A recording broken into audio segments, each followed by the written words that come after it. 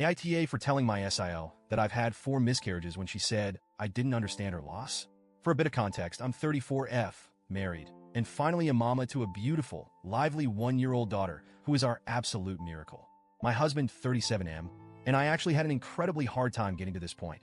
Over the years, we tried, prayed, and tried again, and unfortunately, I went through 4 heartbreaking miscarriages before finally having our little girl.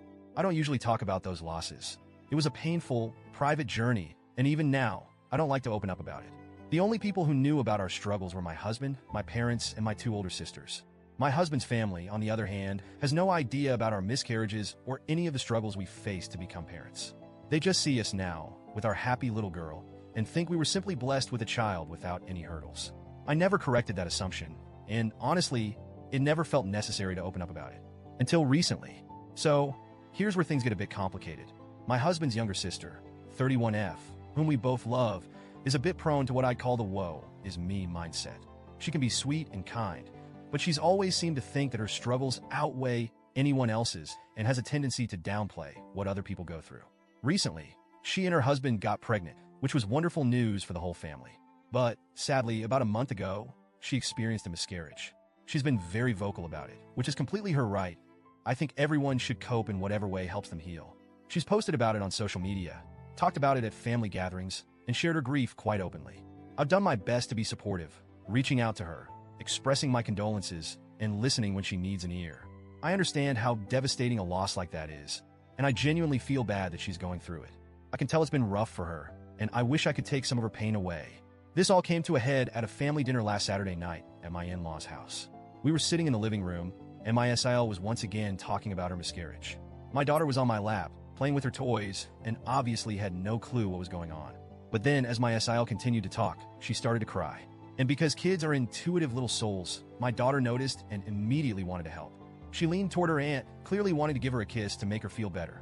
She's still at that adorable age where a kiss fixes everything.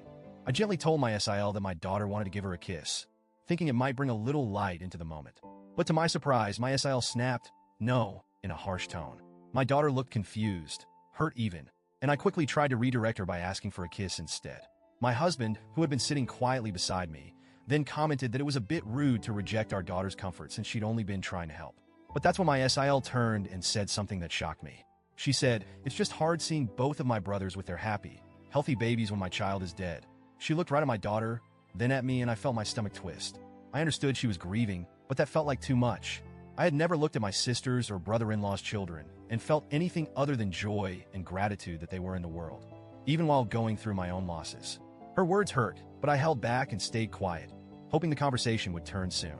I didn't want to make it worse, but I think my discomfort must have shown on my face because she then looked directly at me and said, "You wouldn't understand.